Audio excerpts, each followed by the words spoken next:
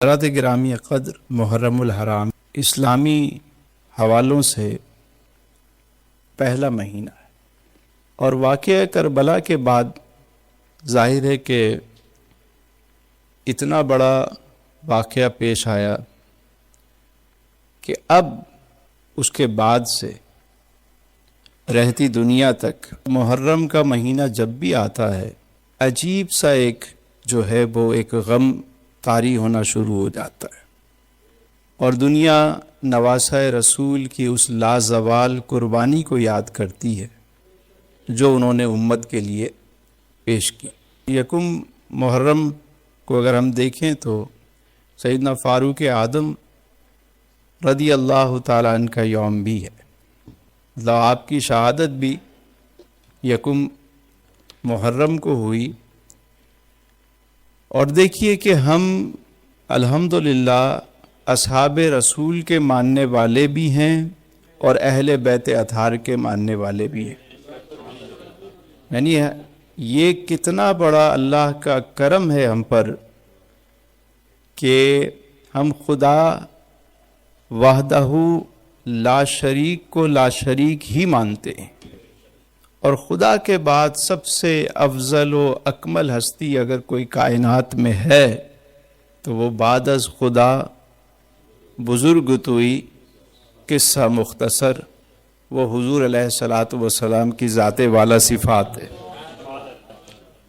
تمام انبیاء کو بھی مانتے ہیں، ہم تمام صحابہ کو بھی مانتے ہیں، اور تمام اہل بیت اطہار کو بھی مانتے ہیں۔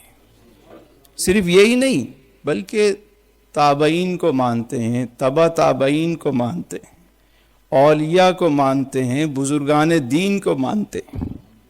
اور دوسری طرف دیکھیے کہ سادات کرام کو ہم اپنے سر کا تاج سمجھتے ہیں، بلکہ آپ علیہ السلام سے نسبت رکھنے والی ایک ایک شے حتیٰ کہ آپ علیہ السلام کی جو نالین ہے اس کا جو نقش ہے اس کو بھی ہم اپنے سر کا تاج سمجھتے ہیں۔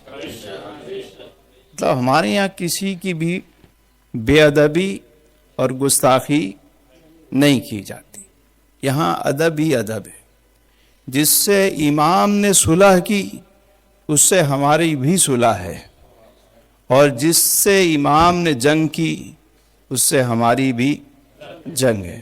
یہ ہمارا عقیدہ ہے الحمدللہ، اور اللہ کا شکر ہے کہ ہم صحیح العقیدہ لوگ ہیں، اور یہ کوئی بھی دن آئے ہم اس کو پورے اہتمام کے ساتھ الحمدللہ اس کا اکرام کرتے ہیں اور اسے مناتے بھی ہیں، اور اللہ سے دعا بھی کرتے ہیں کہ اللہ تعالی ہمیں ہمیشہ ادب والوں میں شامل رکھے، بے ادبوں سے گستاخوں سے ہمیں بچائے۔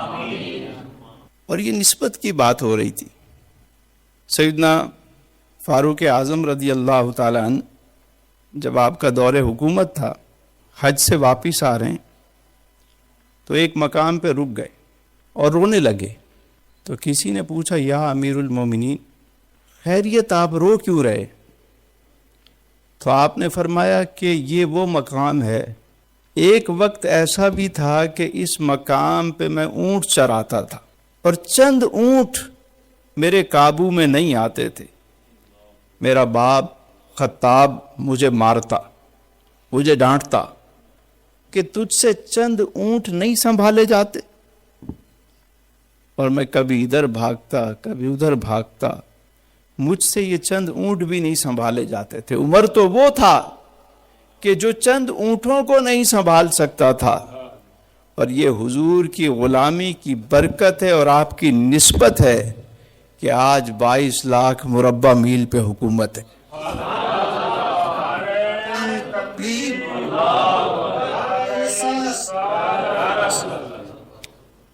یہی وجہ ہے کہ جب بیت المقدس فتح ہوا آپ کے دور میں، ظاہر عیسائیوں سے بیت المقدس حاصل کیا گیا۔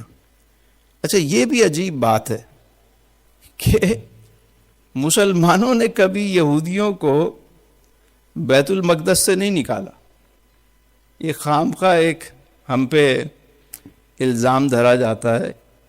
مسلمانوں نے کبھی بھی یہودیوں کو بیت المقدس سے نہیں نکالا. مسلمانوں نے تو بیت المقدس سیدنا فاروق اعظم کے دور میں بھی حاصل کیا تو وہ عیسائیوں سے حاصل کیا, اور سلطان صلاح الدین ایوبی نے بھی, صلیبی جنگیں مشہور ہیں کہ آپ نے بھی عیسائیوں سے حاصل کیا. تو نہ تو ہم نے ان کو وہاں سے نکالا, نہ ہم نے انہیں مارا وہاں پہ. تو انہیں تو مارا تھا عیسائیوں نے, انہیں تو بھگایا تھا عیسائیوں نے, اور پھر ایک سازش کے تحت انہیں لا کر وہاں بسایا گیا. اور آج یہ سمجھتے ہیں کہ مسلمانوں نے ہمیں یہاں سے نکالا. مسلمانوں نے تو مدینہ شریف سے انہیں نکالا تھا, اور وہ زخم یہ آج بھی نہیں بھولے. تو میں عرض کر رہا تھا کہ سیدنا فاروق اعظم رضی اللہ تعالیٰ عنہ جب بیت المقدس فتح ہوا اور آپ تشریف لے جانے لگے تو تمام اصحاب جمع ہو گئے, اور وہ کہنے لگے یا امیر المومنین, کیا ہی اچھا ہو کہ آج ذرا پروٹوکول سے چلیے. بھائی مسلمانوں کا خلیفہ آ رہا ہے تو پورے شان و شوکت سے جائے. حضور ایک کام کیجئے, ایک اچھی سی دستار پہنیے اور ایک گاؤن پہنیے, جبہ و دستار پہنیے, اور ساتھ میں پورا ایک پروٹوکول ہو تاکہ انہیں پتہ چلے کہ مسلمانوں کا خلیفہ آیا ہے.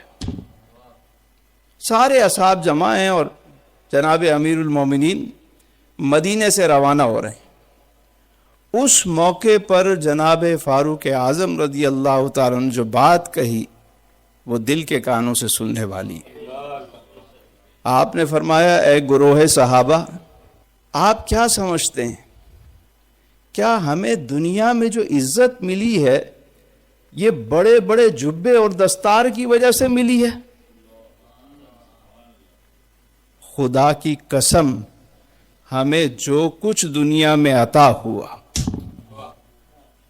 یہ صرف اور صرف حضور کی غلامی کی برکت ہے, حضور کی نسبت کی برکت سے ملا. اور وہی پیبند لگے ہوئے کپڑے پہن کر آپ گئے, اور ایک غلام ساتھ ہے اور ایک آپ ہیں. دنیا نے وہ منظر دیکھا کہ کبھی غلام سوار ہوتا ہے اور کبھی آپ سوار.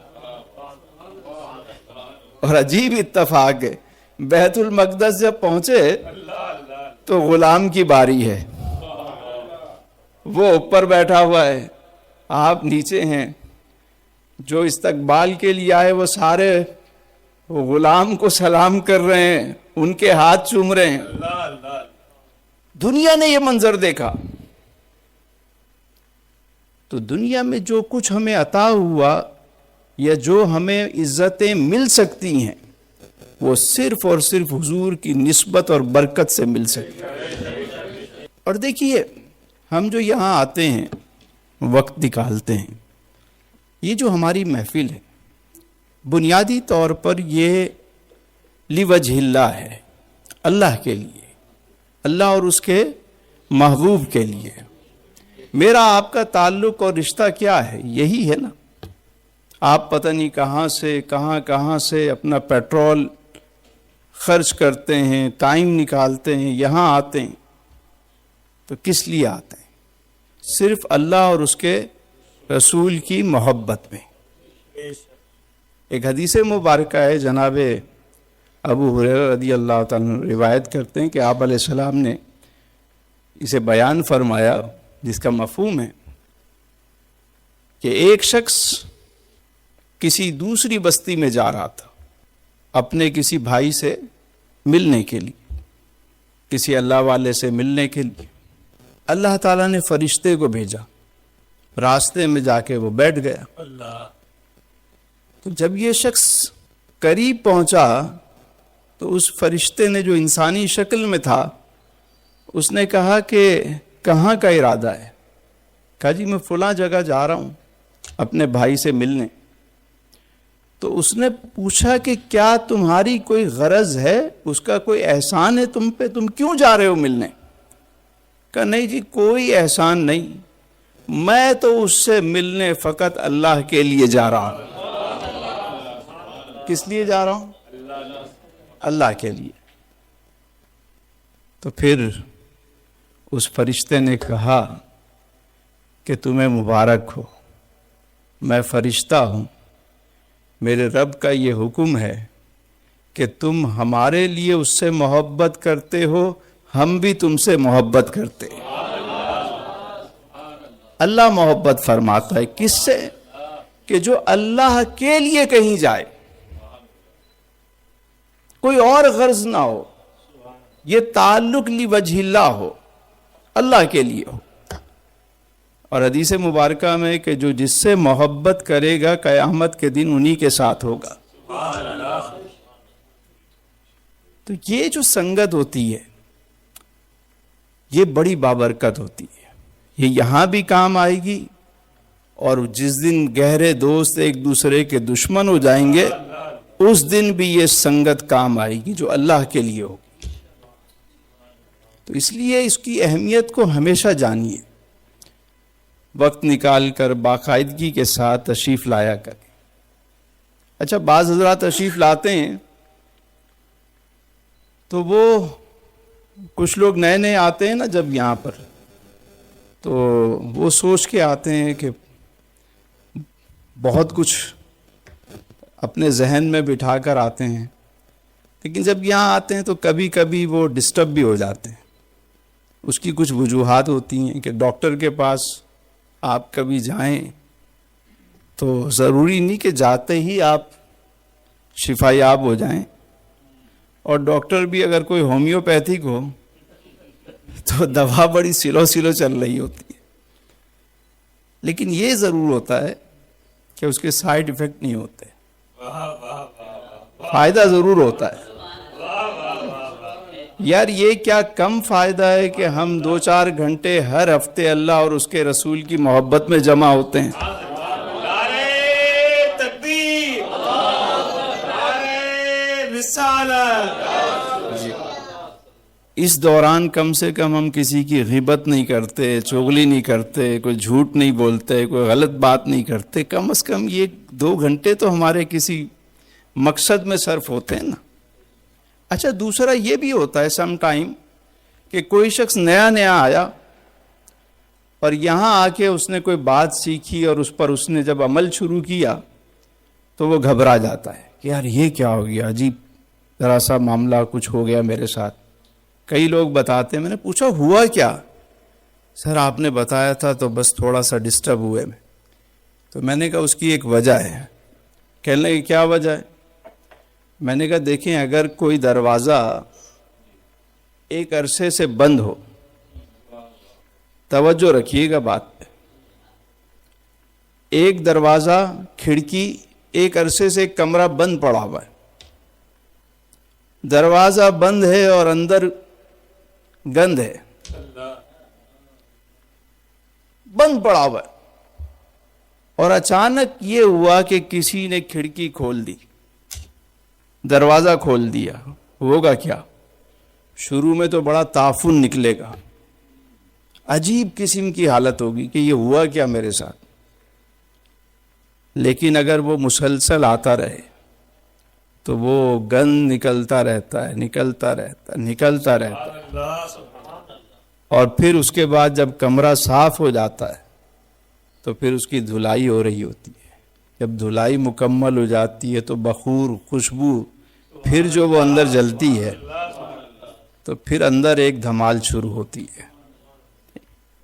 تو وہ جو بات حضرت سلطان العارفین نے کہی کہ الف اللہ چنبے دی بوٹی میرے من وچ مرشد لائی ہو، نفی اسباق پانی ملیا ہر رگے ہر جائی ہو، تے اندر بوٹی مشک مچایا تے جہاں پھلاتے آئی ہو۔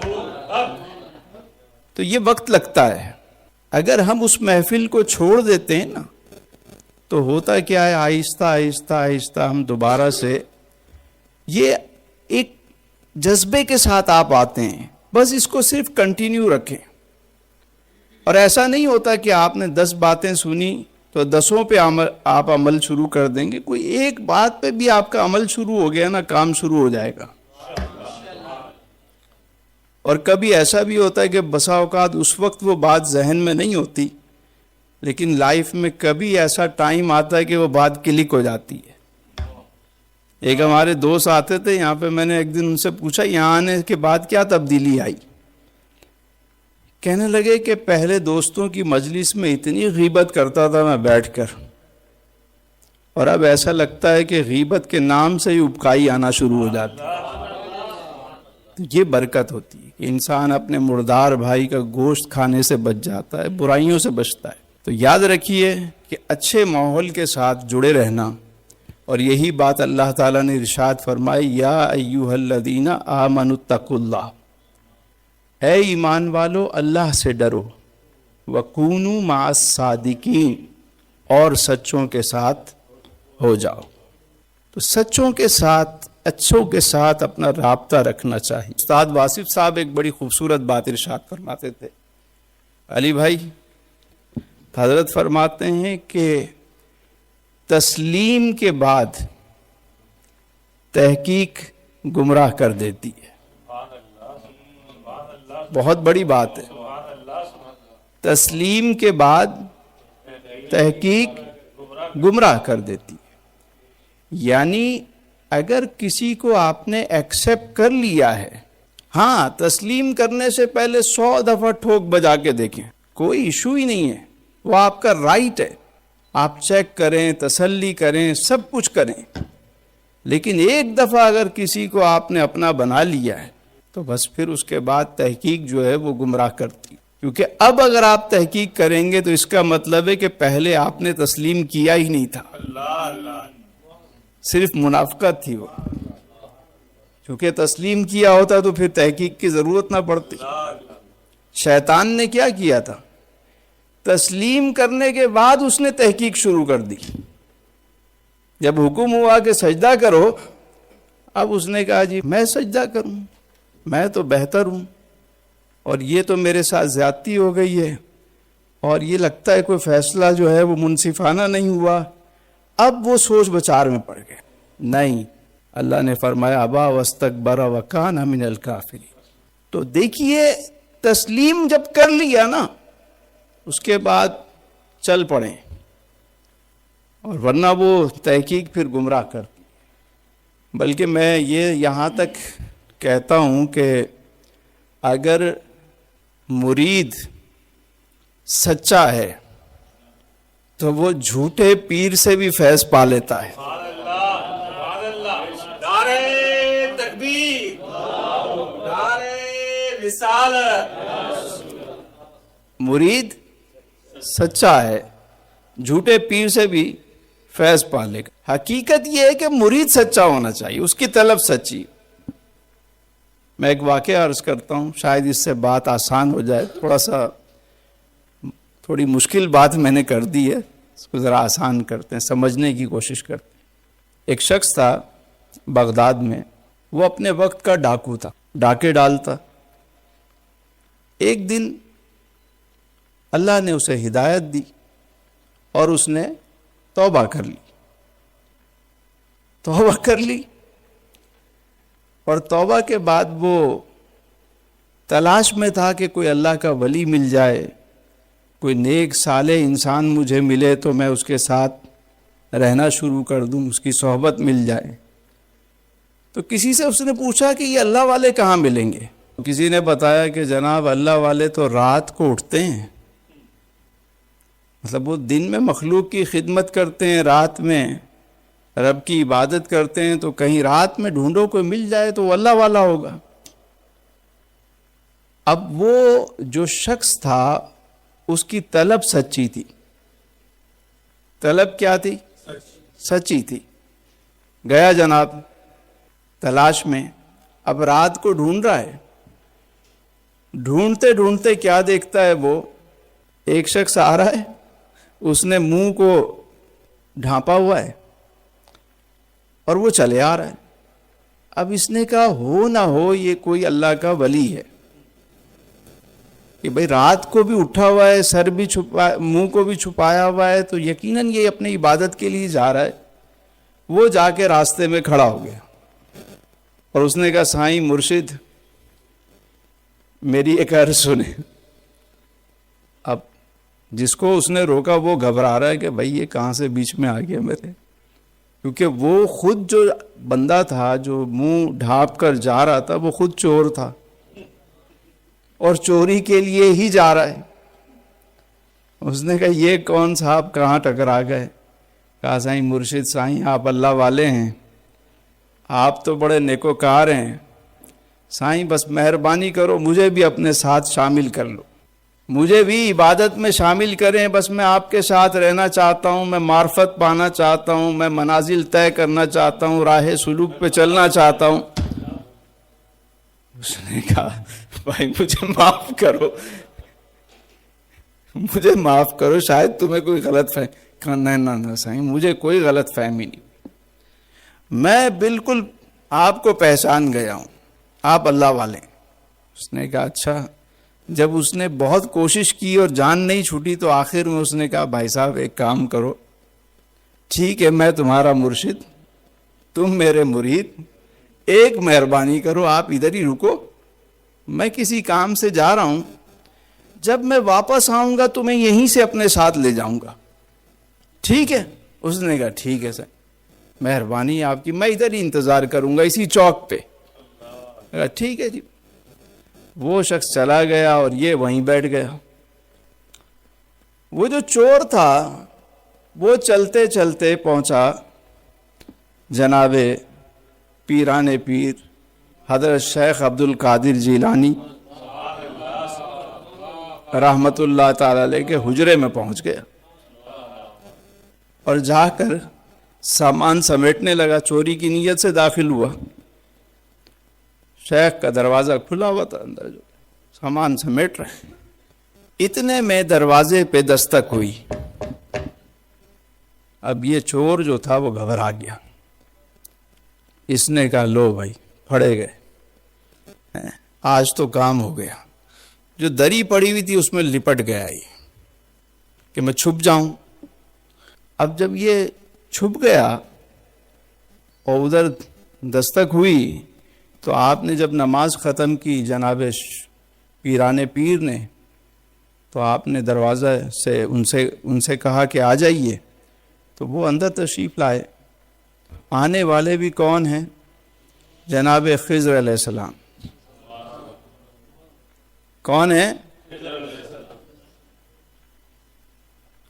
آ کر کہتے ہیں جی فلاں جگہ بندے کی ضرورت ہے، کوئی بندہ نومینیٹ کر دیں، اس کی ڈیوٹی وہاں لگاتے ہیں. یہ جو روحانی نظام ہے جس میں غوث کتب ابدال کلندر ہوتے ہیں، تو یہ جو ڈیوٹیاں لگتی ہیں روحانی، کوئی بندہ دے دیں آپ.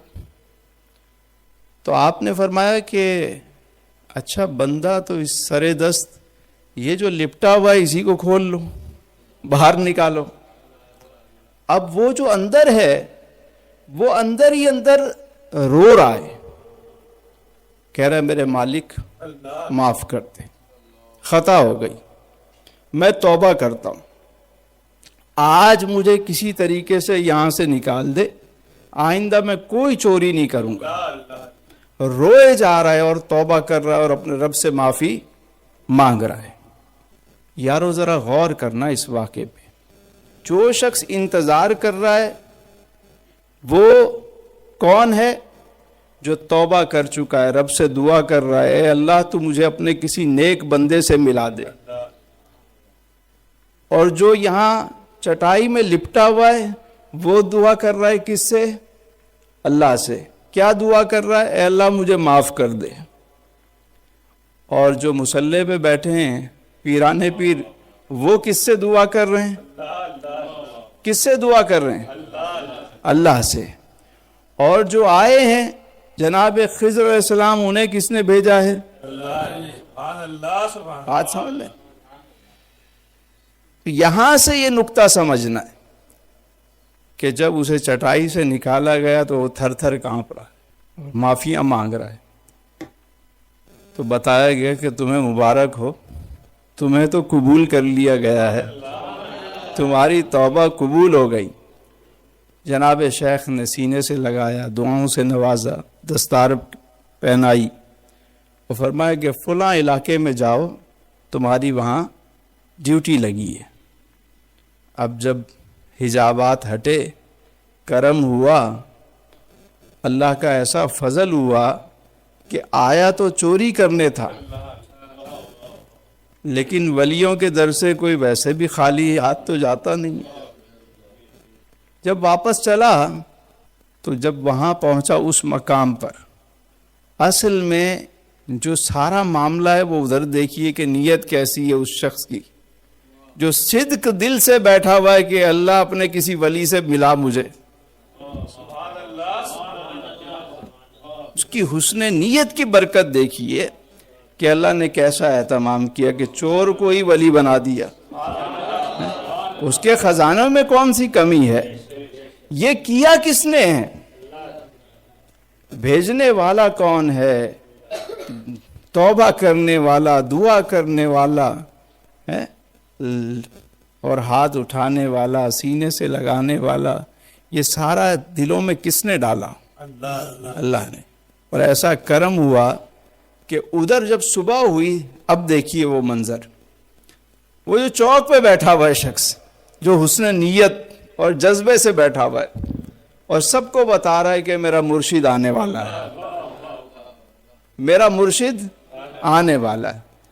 ارے بھائی وہاں تو میلہ لگ گیا، پورا چوک بھرا ہوا ہے کہ دیکھیں تو صحیح، یہ اتنا بڑا ڈاکو جو تھا وہ سدھر گیا، مطلب اتنے بڑے بندے کو جس نے چینج کیا ہے وہ خود کتنا بڑا ولی ہوگا۔ لوگ انتظار کر رہے ہیں، اور ادھر یہ صاحب جب وہاں پہنچے تو اس نے دور سے ہی نعرہ لگایا کہ وہ دیکھو میرا مرشد آ گیا۔ دونوں ایک دوسرے سے گلے ملے اور اس کے بعد وہ دونوں اپنی منزل کی جانب روانہ ہو گئے۔ تو جو میں نے جملہ کہا آپ سے کہ اگر مرید سچا ہو تو وہ جھوٹے پیر سے بھی فیض پا لیتا ہے، اگر اس کی نیت صحیح ہے۔ اور اس میں اعتراض والی کوئی بات نہیں کہ اس طرح کیسے ہو گیا، فلاں کیسے ہو گیا۔ میں آپ کو ایک حدیث سناتا ہوں کہ ایک شخص تھا، اس نے 99 قتل کیے تھے بنی اسرائیل میں، 99۔ اللہ نے اسے توفیق دی، توبہ کا دل چاہا، ایک صاحب کے پاس گیا، بہت بڑے گناہ ہو گئے سائیں، اتنے قتل کر دیے میں نے، تو میری کوئی سبیل ہے بخشش کی؟ اس نے کہا، وہ کہتے ہیں نا نیم حکیم خطرہ جہاں اور نیم ملا خطرہ ایمان، کہا تیری بخشش کیسے ہو سکتی ہے؟ 99 گویا یوں کہا ہوگا کہ بھائی 100 چوہے کھا کے بلی حج کو چلی، یہ کیسے ہو سکتا ہے؟ تو اس نے کہا پھر 99 کیوں؟